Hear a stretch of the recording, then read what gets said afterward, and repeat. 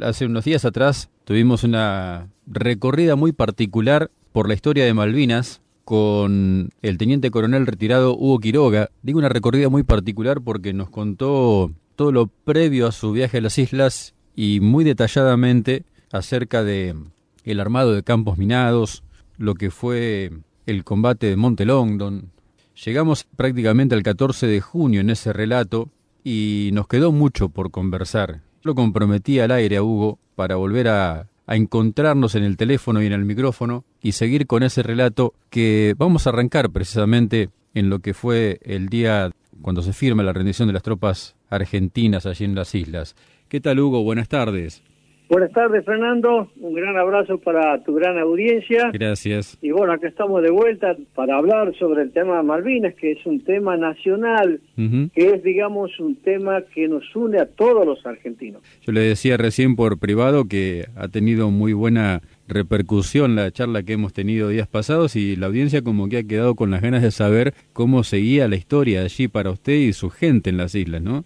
Yo puedo contar de ahí en más, inclusive después de finalizar la guerra, porque como yo era uno de los responsables de los campos minados, nos tuvimos que quedar, los jefes de secciones, en la isla para delimitar los campos minados hasta el día 13 de julio.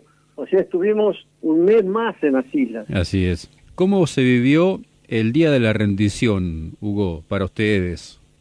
Realmente fue muy duro porque nosotros seguíamos armados en la posición que me tocó cubrir en la segunda etapa, y justo vino nuestro jefe, nos reunió a todos y dijo: se ha decidido la finalización de la guerra, así que todo el mundo tiene que dejar el armamento. Había un playón, todos fuimos y dejamos ahí, y después vinieron otra gente, no sé de qué unidad son, levantaron ese armamento y se los llevaron. Y creo que después hicieron una pila grande en el centro de la isla, ahí, de todo el armamento nuestro. Así es. Y bueno, nos quedábamos ahí sin hablar. Me acuerdo que estábamos medio, ¿cómo le podría decir? Así, sin ganas de nada, un poco, bastante triste. Y no hablábamos entre nosotros, o sea, nos mirábamos nomás. Y esperando, como diciendo, bueno, ¿y ahora qué va a pasar? Y esa era la sensación que teníamos nosotros, ¿no? Muy triste, realmente fue muy triste porque habíamos ido con tantas ilusiones, pero bueno, después cuando uno vuelve y empieza a ver cómo fue la situación, se da cuenta que uno no podía pelear contra la OTAN, claro, contra el tercer país armado del mundo, y con buenos soldados. O sea, ellos, aparte de que estaban mejor en armamento, no hay que negar que han sido también muy buenos soldados. O sea, nos hemos enfrentado con soldados muy valerosos, muy valientes. Y muy profesionales. Y bueno, muy profesionales, porque bueno, yo tuve la suerte de quedarme después de hablar con ellos, inclusive compartir hechos y decir: yo hubiese atacado por acá, yo me hubiese defendido así, yo no, pero ustedes han hecho bien tal cosa, pero han hecho mal tal otra. Tuvimos una relación como académica, ¿no? Durante ese tiempo que quedamos prisioneros. A la noche nos reuníamos y hablábamos de ese tema, inclusive con el comandante inglés, que nos vino a visitar una noche. Bueno, en síntesis, terminó el conflicto y dijeron: bueno, toda la tropa se va a la zona del aeropuerto, y de ahí se los iba seleccionando y se los embarcaba en distintos barcos para que vuelvan al continente. Claro. Normalmente eran soldados y hasta el grado de mayor. Los tenientes coroneles para arriba quedaban prisioneros en un barco que se llamaba San Edmundo. Sí. Entonces, bueno, dijeron: a ver quiénes son los responsables de haber hecho los campos minados. Y bueno, yo les comenté la vez pasada que cada vez que hacíamos un campo minado, hacíamos un registro y firmábamos el registro. Bueno, venga Quiroga, venga fulano, venga sultán, ustedes son los responsables, se quedan en la isla. Y bueno, nosotros miramos a nuestros camaradas que se iban, volvían al continente, y quedamos un grupito más o menos de, en total, 30 personas para realizar las tareas que teníamos que hacer. ¿Y cuáles eran las tareas? Era delimitar los campos minados, porque por ahí mucha gente dice: los hicieron levantar las minas. No, de acuerdo a la Convención de Ginebra, Eso no se puede hacer. El vencedor no puede obligarlo al que perdió la guerra a levantar las minas. Sí puede obligarlo a delimitar. ¿Qué significa eso? Íbamos con un grupo, con piquetes y alambres, delimitábamos los campos minados. ¿Para qué? Para que tanto animales como personas que anduvieran por ahí después de la guerra no entren en los campos minados, porque el campo minado realmente una vez que se hace no se ve nada, no queda ningún rastro. Claro. Entonces era peligroso. Esa era la tarea que teníamos que hacer. ¿Y cómo la hacíamos? Nos reuníamos más o menos 15 personas, entre oficiales, soldados, y otros 15 o 10 soldados ingleses, y algún suboficial y un teniente, y nos íbamos a un campo minado que habrá hecho algún oficial. Y de ahí hacíamos todo como de soldados, o sea, llevábamos los piquetes al hombro, los clavábamos, y el oficial responsable era el único que dirigía. Bien. O sea, decía, no, corras de más a la izquierda, más a la derecha, teniendo miedo de entrar sin darnos cuenta a un campo minado, ¿no? Porque el tema era así, era muy difícil. ¿Por qué? Nosotros hicimos los campos minados, apenas llegamos, día 20 de abril, ya empezamos a hacer, y comenzamos a minar todo alrededor de Puerto Argentino y en otros lugares. El problema es que ya en junio, julio, bueno, estaba todo eso blanco de nieve, blanco de escarcha, no se veían los puntos de referencia, era muy difícil poder dilucidar, porque para llegar a los campos minados se va buscando unos puntos de referencia que uno va dejando, ya sea una piedra puntiaguda grande, un piquete clavado en la tierra, y bueno, pero eso no se lo veía. Claro. Entonces íbamos despacito hasta que lo encontraba.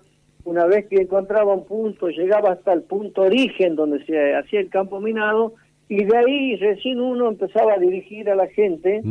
Bueno, córrase 2 metros más allá, ponga el piquete ahí, sigan avanzando. Mientras tanto ya iban colocando los alambres. Claro. Eso es una tarea muy peligrosa, y sobre todo con las características que les comenté. O sea, no se veía nada.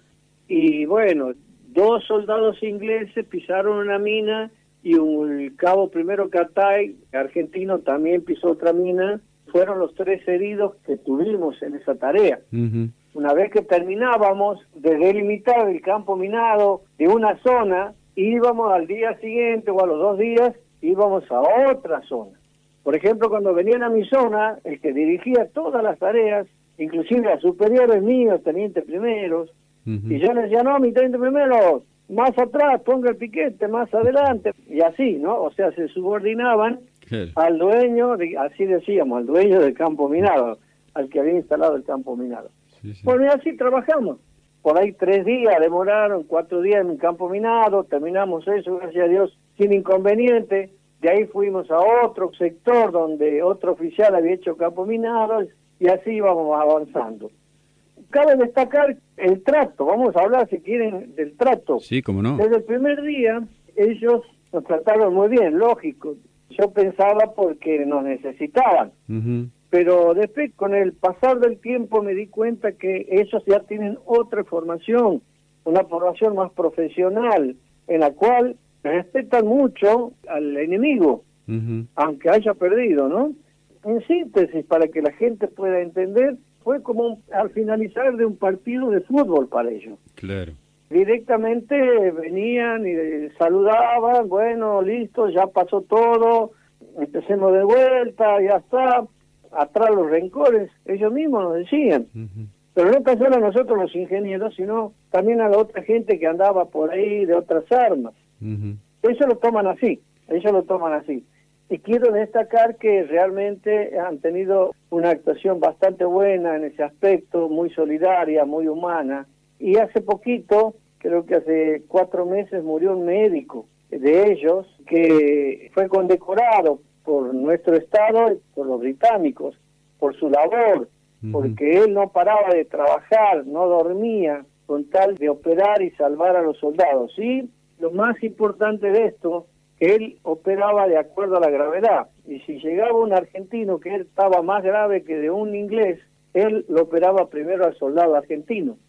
Y eso lo cuentan los mismos soldados, la misma gente nuestra que estuvo. Bueno, o sea, toda la parte esa, digamos, de sanidad, de apoyo, una vez finalizada la guerra, por parte de ellos fue muy buena, muy humana, muy profesional realmente.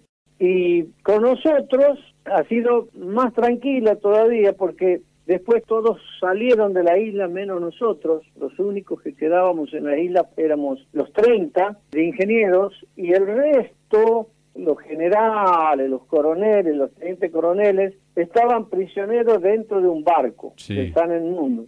Y nosotros en la isla. Nos dejaban caminar, o sea, estaban en un galpón y ellos pusieron un soldado de guardia. Pero ese soldado no era para controlarnos que nos escapemos y no nos escapábamos. No, al contrario, nos pusieron ese soldado con la tarea de que por si acaso venga un cártel enojado con nosotros y quiera atentar contra nosotros. O sea, nos ponían para que nos defienda ese soldado. Entonces, bueno, eso nos traían la comida, era una comida medio fea, o sea, para el gusto nuestro, pero nos permitían ir al pueblo. Cuando hablo de pueblo, hablo de Puerto Argentino. Nos dejaban ir al centro de Puerto Argentino, había varios contenedores argentinos con comida. De ahí yo recuerdo que saqué leche, cigarrillos, dulce de leche, de todo que no había comido durante mucho tiempo, y lo llevé al sector donde yo estaba hospedado. Así que nunca nos faltó el café. A partir de ahí, galletitas argentinas y demás. O sea, ellos nos traían obligatoriamente porque así lo ordenan las leyes internacionales. Pero lo tirábamos, esa comida, pues no nos gustaba. Comíamos cosas que habíamos encontrado en el contenedor. ¿Y cómo se entendían con los británicos? ¿Tenían dentro de ese grupo de 30 de ustedes alguien que hablaba inglés? ¿Los británicos tenían alguien que hablaba castellano? ¿Cómo era la historia? Muy pocos sabíamos inglés. Entonces yo me quedé con 2 suboficiales y un soldado que se llama Ruiz Díaz, que en este momento está viviendo en Paraguay. Ese soldado sabía bastante inglés, entonces dije, listo, usted se queda, porque no sé cómo nos vamos a poder entender con los ingleses. Y así fue que cada grupo dejó a alguien que sepa inglés, pero en el trato diario, en el trato general, por las cosas generales, había un hombre que realmente le tomamos mucho cariño, se portó muy bien, de apellido Canesa, era sargento mayor, que vendría a ser como su oficial mayor en nuestro ejército. Este hombre era hijo de españoles que había nacido en Gibraltar y se enroló en el ejército británico. Bueno, porque el estrecho de Gibraltar es un territorio español que todavía está bajo el dominio de los británicos. Así es. Y él, bueno, se enroló y siguió la carrera de suboficial. Inclusive vino 2 veces, fue invitado 2 veces por los veteranos para nuestro país, en donde dio entrevistas, conferencias y demás, este hombre. Le llamábamos el tío Canesa. El tío Canesa, lo decíamos cariñosamente, porque con él canalizábamos todas nuestras necesidades. Por ejemplo, para el 9 de julio le decíamos que era un día patrio, que no queríamos trabajar, que nos traigan una bandera argentina y que nos consigan algo de carne para hacer empanadas, porque esa era una comida tradicional. Bueno, el tío fue, habló, trajo, bueno, ese día nos permitieron izar la bandera argentina, cantar el himno y demás, ¿no? Es decir, él era el coordinador y hablaba muy, pero muy bien en castellano, porque, bueno, era hijo de españoles, el tío Canesa. Qué detalle ese de dejarles la bandera y de permitirles cantar el himno el 9 de julio, ¿no? Sí, la verdad es que nos sorprendieron en muchas cosas ellos, que para nosotros impensado, porque realmente no teníamos mucha experiencia de guerra. Ellos ellos viven constantemente guerreando después de la Segunda Guerra Mundial. Entonces ya saben, están muy compenetrados y demás, y son más profesionales y acceden a algunas cosas que uno le pide. Por ejemplo, en este caso nos permitieron esto para festejar el 9 de julio. Pero anteriormente, por ejemplo, festejaron ellos el día del paracaidista del Arma de Ingenieros. Ellos hicieron un acto y después se vinieron al destacamento donde estábamos nosotros. O sea, ellos eran como 70, 80 y vinieron con mucha cerveza, porque ellos toman mucha cerveza. A diferencia de nosotros, que era preferible tomar vino, sí. ellos tenían preferencia por la cerveza. Y trajeron comida, cerveza, y dijeron, venimos a festejar con ustedes los ingenieros, porque somos del mismo palo, cuando combatimos de la misma manera, y para nosotros es un orgullo venir a compartir con ustedes nuestro día. Qué bárbaro. Bueno, la pucha, otra sorpresa más. Y la otra, vino el comandante de ingenieros una noche a cenar con nosotros. O sea, era un general, y empezamos a charlar sobre diversos temas, y recuerdo que una compañía de ingenieros, creo que la 601, había volado un puente, sí. con lo cual retrasó el avance de los ingleses. Y me acuerdo patente que se formó una conversación técnica entre este comandante y el teniente, que se llamaba Teniente Blanco, llamaba porque falleció después, sobre cómo lo habían volado al puente. Entonces este hombre le decía, yo lo hubiese volado en tal lado. Y bueno, el teniente decía, no, señor. Quería hablar en inglés y se trababa, y bueno, ahí salía el tío Canesa y le decía, sigue hablando en castellano que yo traduzco. Y le decía, yo lo puse ahí porque desgraciadamente no tenía los materiales apropiados, entonces tuve que meter minas antitanque en vez de trotil, etcétera, etcétera. Entonces, sí, bueno, pero aún así yo lo hubiese puesto. También en la defensa yo hubiese colocado más minas en tal lugar, decía el comandante inglés. Porque por ahí seguro que tenía, bueno, no, pero nosotros no lo hicimos así porque pensábamos que venían por acá. Es decir, se formó una especie de, como una instrucción, ¿no?, del arma de ingenieros.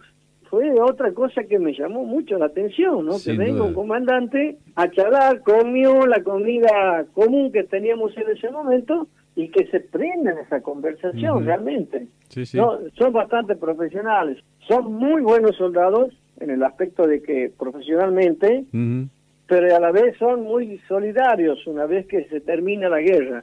Eso es que yo siempre lo digo, lo pongo entre mayúsculas, porque, bueno, me enteré de casos, como les cuento, el tema de ese médico que murió hace poquito, y de otra gente que ayudaba a llevar sus heridos, pero también llevaba a los heridos argentinos, los ponían en el helicóptero para que vayan a los hospitales de ellos, ¿no?, que tenían en los barcos. O sea, dentro de todo fue una guerra de caballeros, así se le llama, una guerra de caballeros. Sí, tal cual. Cuando terminaron ya con la demarcación de todos los campos minados, ¿a qué altura de julio fue y cómo les avisaron a ustedes que ya volvían al continente y de qué forma volvieron? Estaba parado frente a Puerto Argentino el barco San Mundo. Sí. Y ahí estaban todos los prisioneros, los generales, los coroneles y demás. Ahí estaba parado, estaba anclado, y nosotros estábamos trabajando hasta que un día estábamos próximos para salir a trabajar y viene el tío Canesa, no, sobrino, no, dejen todo, agarren sus cosas y van al barco y se van al continente, dice. ¿Pero por qué? Realmente faltaba más o menos terminar, creo que un 30%, habíamos hecho un 70%, no habíamos completado la tarea. Pero bueno, no, vino orden de Margaret Thatcher de que no debe quedar ningún argentino en la isla. Dice, pueden llevar todo lo que quieran, excepto armamento, nada de armamento. Entonces yo agarré mi mochila y me puse, como no sabíamos a dónde íbamos realmente, si volvíamos al continente o nos llevaban a la isla de Ascensión, como lo llevaron a los primeros. Los que capturaron en las Georgias, los llevaron a la isla de Ascensión, y ahí los tuvieron y después en avión los llevaron para Uruguay. Entonces no sabíamos cuál iba a ser nuestro destino. Entonces yo rápidamente me aprovisioné de comida. Me puse una lata de dulce de batata, una horma de queso, algún fiambre, cigarrillo, porque en ese entonces fumaba, y un libro en castellano que había encontrado por ahí, para leerlo, porque yo decía, no sé a dónde nos llevarán. Bueno, hasta que nos llevaron al buque, cruzamos hacia el buque, y ahí nos encontramos con el resto de nuestros camaradas que estaban prisioneros, en camarote. Era un buque transatlántico, de placer, ¿no?, que se lo empleaba en Europa para dar una vuelta por el Mediterráneo, y lo emplearon para cargarlo de tropa y venir. Toda la gente de infantería, la gente de artillería, toda esa gente venía en ese barco. Que era un barco bastante lindo, los camarotes bastante lindos, la comida muy buena. Eso fue a la mañana. A la tarde viene un coronel, creería yo, y nos llama, nos reúne, nos dice, bueno, miren, les hacemos una propuesta. Ustedes sigan trabajando en la delimitación del campo minado y pidan la plata que quieran, pero van a trabajar sin uniforme. Nosotros les vamos a proveer ropa civil. No vamos a hacer trato con el ejército argentino ni con la nación argentina, sino con ustedes personalmente, con cada uno, y pidan lo que quieran, porque para nosotros es prioritario que ustedes terminen con esa tarea, pero no lo pueden hacer como militar, sino lo tienen que hacer como civil. Y bueno, nosotros dijimos que no había problema, que no vamos a pedir plata, porque nos sentiríamos mercenarios. Lo que sí pedíamos que a nuestros camaradas que estaban prisioneros en el barco, que vuelvan al continente, y que una vez que nosotros terminemos nuestra tarea, nos lleven rápidamente de vuelta al continente. Sí, sí. Ese era el pedido. Y bueno, después vuelven, me dicen que no acceden a nuestro pedido, que van a quedar prisioneros hasta que el poder político de Gran Bretaña decida. Entonces quedamos ahí 4 días, 5 días, que fue realmente muy duro, porque no estábamos acostumbrados al tema de los barcos, y para colmo había mucho viento, y el barco cabeceaba y rolaba, le dicen, cuando se hace para un costado, para otro lado. Sí. Y cabecea cuando se sube la popa y baja. Sí. Y pucha, que estuvimos mal ahí, vomitábamos, no podíamos comer nada, estuvimos así hasta que más o menos nos acostumbrábamos, ¿no? Yo decía, miren, yo quiero volver a las islas, les hago el trabajo gratis, lo que sea, pero sáquenme de este infierno que era ese barco. Claro. Los marinos realmente están acostumbrados, pero nosotros no. Ni hablar. Pero bueno, pero así pasamos hasta que, gracias a Dios, salió de Puerto Argentino y emprendió el regreso hasta nuestro querido continente. Llegamos a Puerto Madryn. Así fue nuestra estadía allá. En síntesis, fue una gran experiencia. Fue una gran experiencia de mucha camaradería. Hubo mucho respeto para con nosotros con ellos realmente, hasta que llegamos a nuestras tierras. Y cuando llegaron al continente, ¿volvieron inmediatamente a sus unidades de origen o tuvieron algún pasaje por alguna otra unidad? ¿Cómo fue el regreso, digamos, a la normalidad en cuanto a su vida militar? Bueno, ahí te voy a contar algo que no es tan bueno. Nosotros llegamos a Puerto Madryn y yo venía muy triste porque pensaba, ¿qué van a decir nuestros compatriotas, los civiles? ¿Qué van a pensar de nosotros? ¿No? Muy triste, muy triste, muy triste. Capaz que mucho más triste que en el momento que dijeron que se terminaba la guerra. Y cuando bajamos del barco, subimos en unos colectivos y comenzamos a rodar. Y resulta que había una cola más o menos de 40, 50 camiones, ¿no? Debe ser que estaban esperando para bajar sus productos para cargar en algún barco para exportar, debe ser. Y me llamó la atención que sacaban el cuerpo y nos aplaudía esta gente, los camioneros. Y bueno, me vino una gran alegría que nuestros compatriotas, en vez de tratarnos mal, nos aplaudían. Bien, muchachos, bien, bien, bien, viva la patria, viva la patria. Había camioneros que sacaban la mitad del cuerpo para saludarnos. Me produjo una gran emoción eso. Dije, bueno, la gente nos trata bien. Pero distinto fue cuando llegamos a esta unidad, una unidad de la Fuerza Aérea, ¿no? Que ahí nos embarcaron en avión para llegar a Palomar. Sí. Ahí me acuerdo que estábamos formados y pasaba la gente, y ni nos saludaban, nos ignoraban, nadie decía nada, y si uno les preguntaba algo, respondían mal o con evasivas.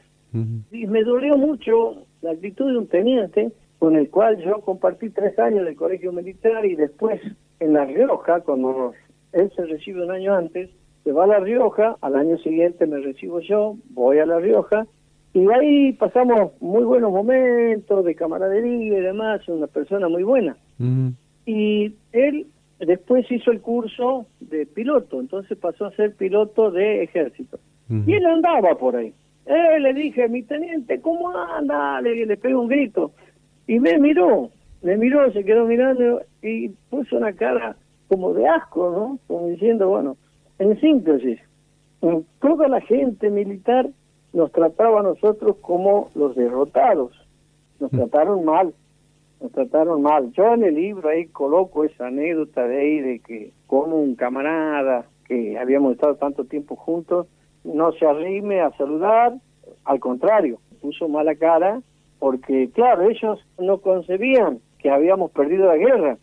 Acá los únicos que cambiaron la historia nuestra son los ingleses, porque ellos con sus relatos, con sus libros, con todo lo que hablaron, son los que más nos dieron valor, porque ellos dicen jamás pensaban que nos íbamos a encontrar con una tropa tan bien armada, tan instruida y con mucho valor como los argentinos.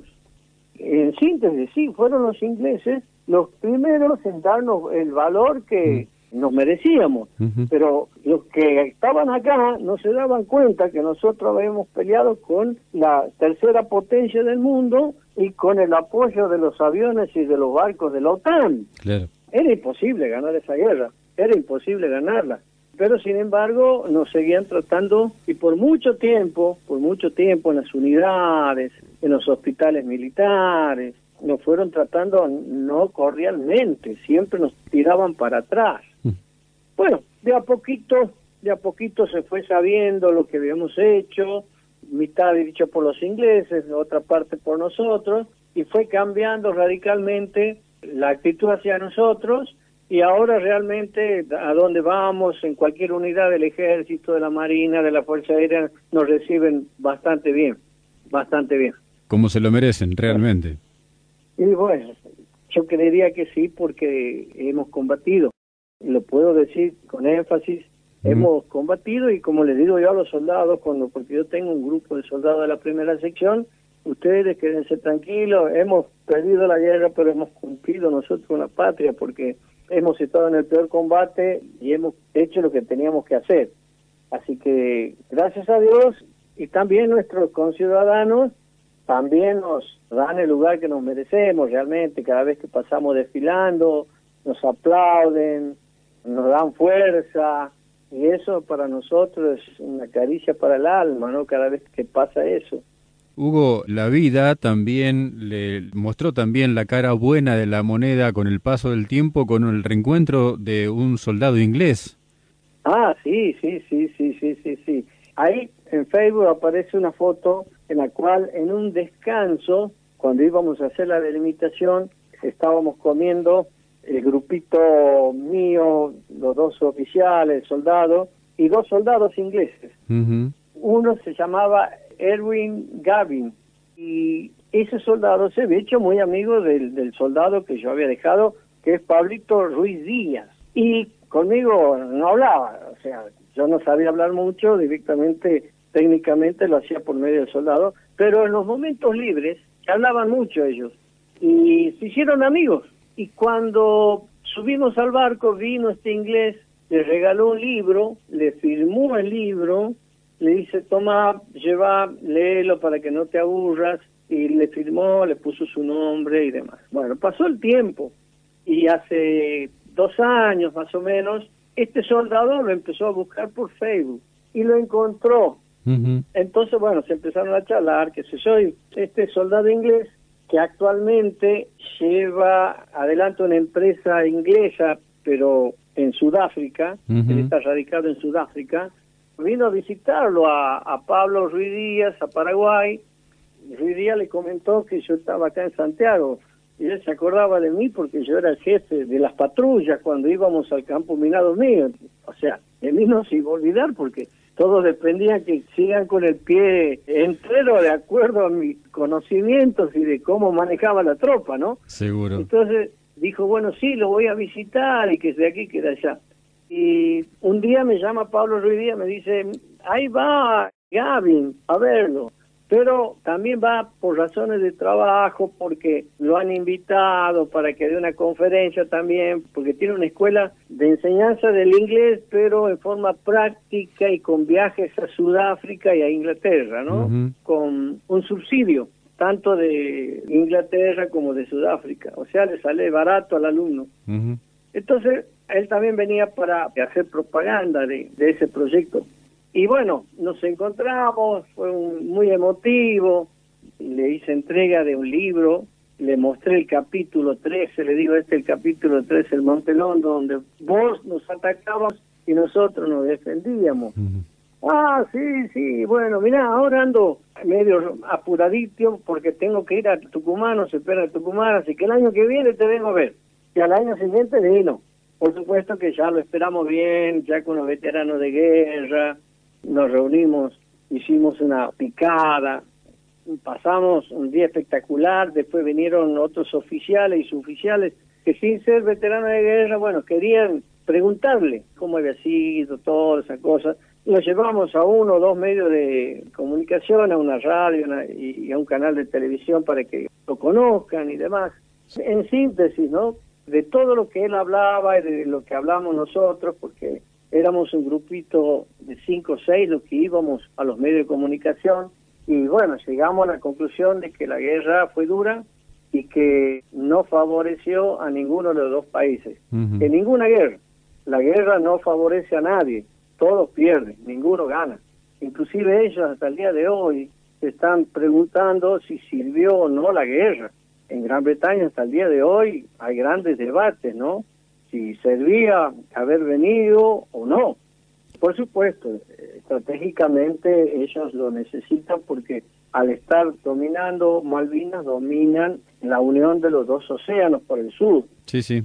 Entonces no lo van a dejar así nomás. Pero bueno, la gente común dice, ¿para qué se han llevado tanta gente y han hecho matar a tanta gente allá tan lejos de nuestra patria? Ellos todavía se siguen preguntando eso, ¿no? Entonces llegamos a la conclusión que toda guerra, cualquier tipo que sea y el motivo que sea, no es beneficiosa para nadie. Sin lugar a dudas. Cuántas enseñanzas, ¿no?, de una situación tan particular, tan extrema, cuántas enseñanzas quedan.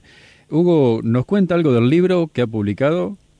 Resulta que cuando cumplimos 25 años, nos reunimos en el colegio militar y los soldados me dijeron, teniente, usted tiene que hacer el libro porque nosotros vamos a pasar así nomás y hemos combatido en el peor combate. Bueno, quedé en que lo iba a hacer un libro sobre el combate de Monte London, pero específicamente de la primera sección de la compañía de ingenieros. Cuando llego acá a Santiago del Estero, me encuentro que había muchos veteranos de guerra, soldados y suboficiales y algunos oficiales, y bueno, cuando se enteraban que yo estaba escribiendo, me dicen, no, pero también haga para nosotros los santiagueños. Y bueno, empecé a indagar, a ver y demás, y dije, no, la verdad que se merece hacer un libro de todo lo que hicimos los santiagueños. ¿Y qué estará pensando tu auditorio? Estará pensando, ¿qué han hecho los santiagueños? ¿Andaron una siesta? Pero no, realmente los santiagueños estuvimos en todos los lugares de combate, ¿no? En las Islas Georgias, en las Islas Borbón, en Darwin, en San Carlos, en Puerto Argentino, y tuvimos todos los grados, es decir, desde el mayor escalón de la Fuerza Aérea, el comandante de la Fuerza Aérea era el brigadier general Lamidoso, santiagueño, que hace mención también de la guerra, ¿no? Era en el libro. Y tuvimos suboficiales, oficiales, soldados, o sea, todos los grados, habido y por haber, eran santiagueños. Entonces, bueno, tengo el relato de mucha gente, también había gente en el General Belgrano, eso también es muy duro, leer esa parte del libro, porque ahí cuentan de hechos muy duros, porque ese barco se hundió en menos de una hora, hicieron peripecias algunos para salvarse, y hay cosas importantes en ese libro, como por ejemplo que en ese barco trabajaban 2 civiles, y resulta que era un soldado que era ayudante del cantinero, y el cantinero se fue de retiro, y se cerró la cantina del General Belgrano. Y el General Belgrano era un barco tan grande que normalmente llevaba una tripulación de aproximadamente 1000 personas. Sí. Entonces normalmente cuando salen a alta mar, siempre alguien quiere comprar una hoja de afeitar, quiere tomar una Coca-Cola, quiere comprarse una galletita, algo de cigarrillo, y bueno, tiene que ir a lo que nosotros le llamamos cantina, que es una despensa. Sí, sí. Y bueno, estaba cerrada, y cuando le sale la baja de este soldado, el comandante del barco le dice, venga, no quiere quedarse usted como cantinero, pero civil. Bueno, sí, listo, se quedó el santiagueño, por supuesto ya no con uniforme, sino vestido de civil, y al año siguiente el hermano estaba haciendo el servicio militar en el ejército, le sale la baja, lo va a visitar a saludarlo para decir, bueno, mira, yo me vuelvo a Santiago, y le dice, ¿no quieres quedarte a trabajar conmigo acá? Sí, bueno, listo, se quedaron los dos santiagueños. Y cuando comienza la guerra, el barco General Belgrano estaba en puerto todavía, lo mandan a llamar al comandante, le dicen, vengan para acá los dos. Ustedes preparen las cosas, entreguen y se van y se bajan, porque nosotros nos vamos a la guerra y ustedes no tienen obligación de estar en la guerra. Ustedes son civiles. Entonces ahí los dos santiagueños le dicen, no, discúlpeme, señor comandante, nosotros no nos vamos. Nosotros nos quedamos acá en el barco, pero ojo, vamos a la guerra, no vamos a cualquier cosa. El barco puede ser hundido. Si se hunde el barco, nosotros nos hundiremos con el barco, pero nosotros nos vamos con ustedes. Y así fue, se fueron. Desgraciadamente, cuando fue bombardeado, uno de ellos pudo llegar a la cubierta y al ver que su hermano no estaba, lo bajó para buscarlo y ahí, desgraciadamente, se van cerrando las compuertas a medida que va avanzando el agua y quedaron adentro los dos. O sea, perdieron la vida los dos, eran de acá del campo, de Villa Robles, una localidad de Santiago del Estero. Qué y bueno, estas son varias historias así interesantes, llamémosle así, de lo que se cuenta en el libro. El libro se llama Santiagueños en Malvinas, que lo pueden googlear y lo pueden leer, lo pueden bajar, lo pueden imprimir, es totalmente gratis, porque la idea no es ganar plata, sino que la gente sepa lo que hicimos en la guerra. Sí, ¿no? sí. Sobre todo los santiagueños, los dormilones de siesta. Claro, exactamente.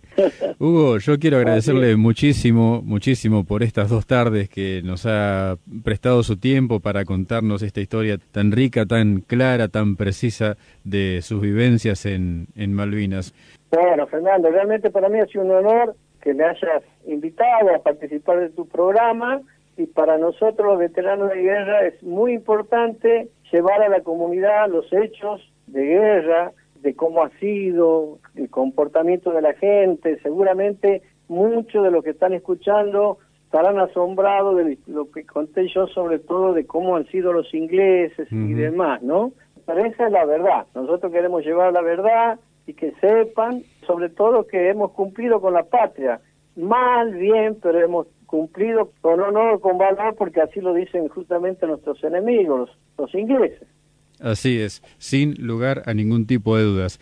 Teniente Coronel retirado Hugo Quiroga, del Arma de Ingenieros. Le mando un abrazo grande. Otro para vos, Fernando, y muchos saludos para la gente que nos está escuchando.